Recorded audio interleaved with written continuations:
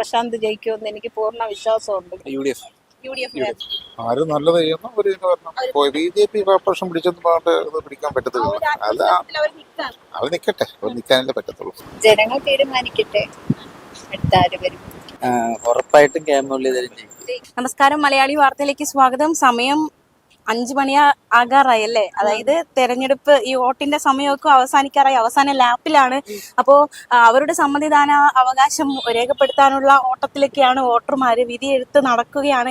ഏതാനും മണിക്കൂറുകൾ മാത്രമേ ഉള്ളൂ അവസാനിക്കാൻ. തീർച്ചയായിട്ടും നമ്മള് ഇത്രയും ദിവസം കൊട്ടിഘോഷിച്ച് അവസാനം അതിനൊരു ഉത്തരം ആയി എന്ന് വേണമെങ്കിൽ പറയാം. ഇനി 2 മണിക്കൂർ കൊണ്ട് ജനവിധി പൂർത്തീകരിച്ച് എന്തായിരിക്കും എന്നുള്ള ഉത്തരത്തിലേക്ക് എത്തും എന്നുള്ളതാണ്. ഇതിനിടയിൽ പലയിടങ്ങളിലും ഈ വോട്ടിംഗ് മെഷീൻ തകരാറിലാകുന്ന സാഹചര്യം എപ്പോഴും ഉണ്ടാകുന്ന പോലെ തന്നെ പലയിടത്തും വോട്ടിംഗ് മെഷീൻ തകരാറിലായി, യന്ത്രങ്ങളാണ് ചിലപ്പോ തകരാറിലാകും. പിന്നെ ചിലയിടങ്ങളിലും അടിയുണ്ടായി അല്ലെ? UDF അതുപോലെ തന്നെ BJP ഒക്കെ മർദ്ദനം ഉണ്ടാകുന്ന സാഹചര്യം ഉണ്ടായി. അങ്ങനെ സംഭവ ബഹുലമായ ഒരു ദിവസം അവസാനിക്കുകയാണ്. സാധാരണഗതിയിൽ ഉണ്ടാകുന്ന ഇലക്ഷൻ പ്രശ്നങ്ങളിൽ നിന്ന് വിപരീതമായിട്ട് ഇത്തവണ കുറച്ച് സമാധാനപരമായിട്ടുള്ള ഒരു വോട്ടെടുപ്പാണ് കണ്ടത്. എന്തായാലും നമ്മളിപ്പോൾ നിൽക്കുന്നത് വട്ടിയൂർക്കാവ് മണ്ഡലത്തിലെ ഒരു പോരാട്ടത്തിലാണ്. എപ്പോഴും പറഞ്ഞുകൊണ്ടിരുന്നത് പോലെ ഒരു സ്റ്റാർ പോരാട്ടം നടക്കുന്ന മണ്ഡലത്തിലെ ബൂത്തിലാണ്. അപ്പൊ ഈ ബൂത്തിൽ എത്തുന്ന ആളുകളുടെ ഒക്കെ ഒരു പ്രതികരണം എങ്ങനെയാണ്, എങ്ങനെ ഉണ്ടായിരുന്നു അവരുടെ ഒരു ഇത്തവണത്തെ ഒരു വോട്ട് എന്നുള്ള കാര്യങ്ങളൊക്കെയാണ് അവരോട് തന്നെ നമുക്ക് ചോദിക്കാം. ഇവിടെ ഒരു വനിതാ വോട്ടർ ഉണ്ട്. അപ്പൊ വട്ടിയൂർക്കാവ് മണ്ഡലത്തിലല്ലേ? വട്ടിയൂർക്കാവ് മണ്ഡലത്തില് വോട്ടൊക്കെ ചെയ്തല്ലോ? വോട്ടൊക്കെ ചെയ്തു. അപ്പൊ എന്ത് തോന്നുന്നു ഈ പ്രാവശ്യത്തെ ഒരു തിരഞ്ഞെടുപ്പിനെ പറ്റി? ആകെ മൊത്തം എന്ത് തോന്നുന്നു? ആകെ മൊത്തം തോന്നുന്നു നമ്മളെ പ്രശാന്ത് ജയിക്കുമെന്ന്, ഭൂരിപക്ഷത്തോടെ ജയിക്കുമെന്ന് പൂർണ്ണ വിശ്വാസമുണ്ട്. പക്ഷേ നമ്മുടെ BJP തിരുവനന്തപുരം കോർപ്പറേഷനൊക്കെ പിടിച്ചിരുന്നു. അപ്പൊ ആ ഒരു വിശ്വാസത്തിൽ അവര് നിൽക്കുകയാണ്. ഇല്ല, അതൊന്നും എനിക്ക് തോന്നുന്നില്ല. എന്തായാലും ഈ ഇലക്ഷന് പ്രശാന്ത് ജയിക്കുമെന്ന് എനിക്ക് പൂർണ്ണ വിശ്വാസമുണ്ട്. ജയിക്കണം. ചേച്ചി, ഈ ഒരു തെരഞ്ഞെടുപ്പിലെ ഒരു പ്രത്യേകത കൂടെ ഉണ്ട്. അതായത് ഇനി വരുന്ന 5 വർഷം നമ്മളെ ആര് ഭരിക്കണം, നമ്മുടെ മുഖ്യമന്ത്രി ആരാകണം എന്ന് കൂടെയുള്ള ജനങ്ങൾ തീരുമാനിച്ചായിരിക്കുമല്ലോ വോട്ടിടുന്നത്.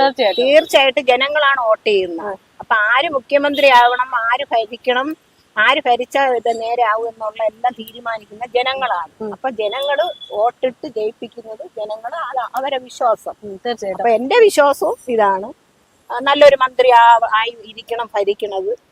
ജനങ്ങളെ ഏത് രീതിയിലും ബുദ്ധിമുട്ടിക്കാതെ എല്ലാ കാര്യങ്ങളും ചെയ്യുന്ന ഒരു മന്ത്രി ആവണം നമുക്ക് ഈ ഭരണത്തിൽ വരുന്നത് എന്ന് എനിക്ക് ഒരു വിശ്വാസം. പിന്നെ എന്റെ ആഗ്രഹം പ്രശാന്ത് ജയിക്കണമെന്നാണ്, ഭൂരിപക്ഷത്തോടെ ജയിക്കണമെന്നാണ് എന്റെ വളരെ ഒരു വിശ്വാസം, ആഗ്രഹം. നമ്മൾ ഈ വോട്ട് ചെയ്യാൻ പോകുമ്പോൾ ഓരോരുത്തരും ഓരോ ഘടകങ്ങൾ നോക്കിയിട്ടാണ് വോട്ട് ചെയ്യുന്നത്.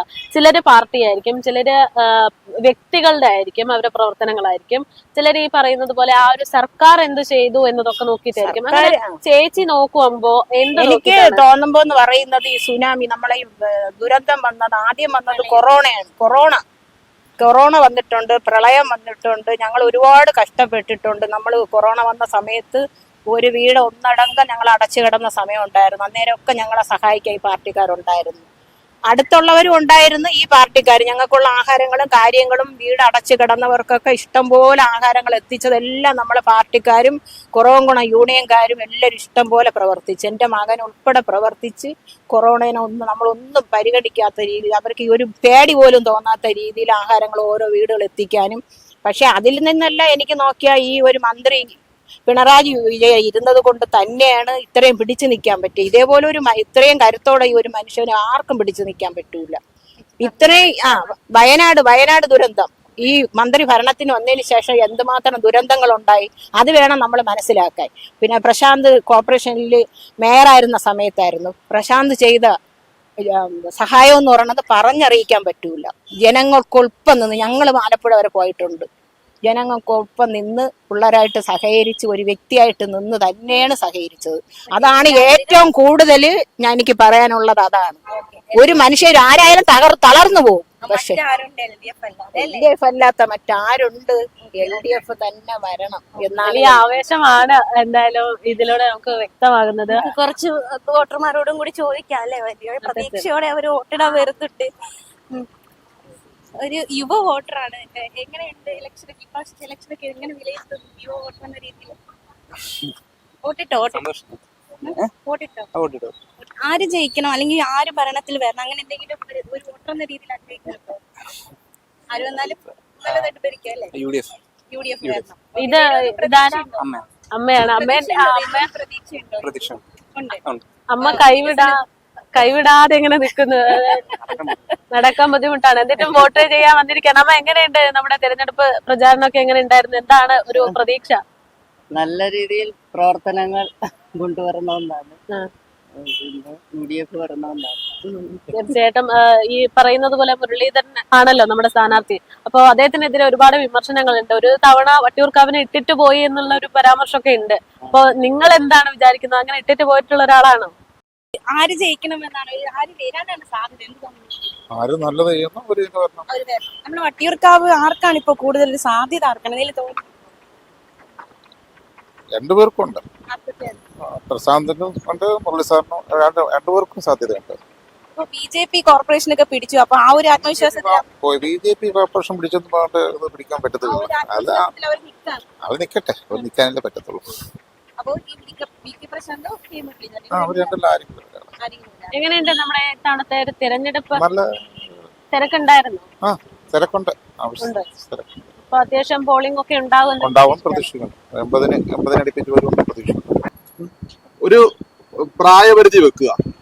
ഒരു എന്താ പറയുക, ഇപ്പൊ ഇവിടെ ഞാനത് കുറ്റമായിട്ട് പറയണല്ല, ഒരു ജസ്റ്റ് ചെറിയൊരു അഭിപ്രായം പറയണം. ഇവിടുത്തെ കൗൺസിലറാണ് ഇപ്പൊ ഇവിടെ BJPയുടെ കാൻഡിഡേറ്റ് നിൽക്കുന്നത്. അവരത് കൗൺസിലർ സ്ഥാനം രാജിവെച്ചോന്ന് എനിക്കറിയില്ല.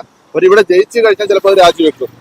പക്ഷെ അവർ അങ്ങനെ ഒരു മത്സരത്തിൽ നിൽക്കുമ്പോഴത്തേന് അവരത് കൗൺസിലർ സ്ഥാനം രാജിവെച്ചിട്ട് വേണം അവർ മത്സരിക്കാനായിട്ട് നിൽക്കാനായിട്ട്. രണ്ട് വെള്ളത്തിൽ കാല് ചവിട്ടി അങ്ങനെ നിൽക്കേണ്ട ആവശ്യമില്ല. അത് മത്സരിച്ചിട്ട് അവർ സധൈര്യം ഇതിൽ പങ്കെടുക്കാം. അപ്പൊ അവരെന്ന് പറയുന്നോണ്ട് വേറെ ഒന്നും വിചാരിക്കരുത്, അങ്ങനെയൊന്നുമില്ല. എനിക്ക് ആരോട് XYZ ആരായിരുന്നാലും അങ്ങനെ വേണം ചെയ്യാനായിട്ട്. പിന്നെ ഒരു ഏജ് വെക്കുക. ഇത്ര ഏജിന് അപ്പുറത്തുള്ള യുവജനങ്ങൾ വരണം, സംസാരിക്കാനും പ്രവർത്തിക്കാനും കഴിവുള്ളവർ വരണം. അതാണ് എന്റെ അഭിപ്രായം. ഇപ്പൊ ഇവിടെ നിൽക്കുന്ന 3 പേരിൽ ആര് വരണമെന്ന് ചോദിച്ചാൽ എനിക്ക് പറയാൻ ബുദ്ധിമുട്ടുണ്ട്. അത് പറയില്ല ഇവിടെ നല്ല എവിടെയാണെങ്കിലും. പിന്നെ ഒരു കാര്യം പറയാനുള്ളത്, എന്താ പറയാ, വളരെ വ്യക്തമായിട്ട് ചിന്തിച്ചിട്ട് 5 വർഷത്തിലൊരിക്കൽ നമുക്ക് കിട്ടുന്ന ഒരു അവസരമാണ്. ആ അവസരം നല്ലതിന് വേണ്ടി ഉപയോഗിക്കുക. ജനങ്ങൾ തീരുമാനിക്കട്ടെ അടുത്ത ആര് വരും. രാഷ്ട്രീയത്തിൽ ഒരേ വേവാണല്ലോ അല്ലെ? ഒരു വനിതാ സ്ഥാനാർത്ഥി കൂടി ഈ മണ്ഡലത്തിൽ നിൽക്കുന്നുണ്ട്. അപ്പോ വനിതകൾ മുന്നോട്ട് വരുന്നതിനെ കുറിച്ചെല്ലാം രാഷ്ട്രീയം നല്ലതാണ്. നല്ല കാര്യം. ചേട്ടാ, ആര് ജയിക്കും? ഉറപ്പായിട്ടും കെ മുരളീധരൻ ജയിക്കും. എന്തുകൊണ്ട്? അദ്ദേഹം ചെയ്ത വികസന പ്രവർത്തനങ്ങൾ തന്നെയാണ്.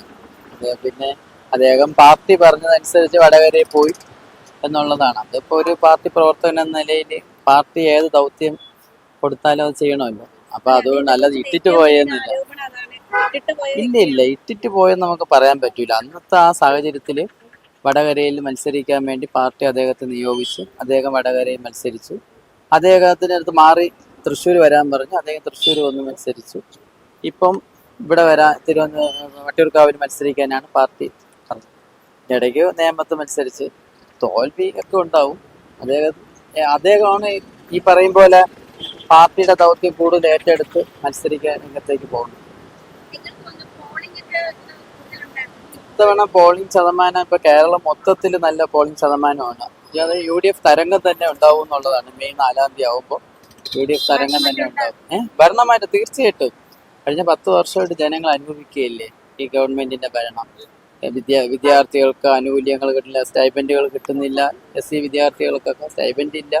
എന്തെല്ലാം പ്രശ്നങ്ങളാണ്. ഹോസ്പിറ്റലിൽ പോയ ഇടത് കൈ വയ്യാതെ പോയ വലത് കൈ മുറിച്ചു മാറ്റുക, മരുന്നുകളില്ല, അങ്ങനെ ഒത്തിരി പ്രശ്നങ്ങളില്ലേ. അപ്പൊ അതുകൊണ്ട് എന്തായാലും ഉറപ്പായിട്ട് ജനങ്ങൾ വളരെ ചിന്തിച്ച് തന്നെ ഇത്തവണ വോട്ട് ചെയ്യും. ഉറപ്പായിട്ടും ഭരണം മാറ്റം.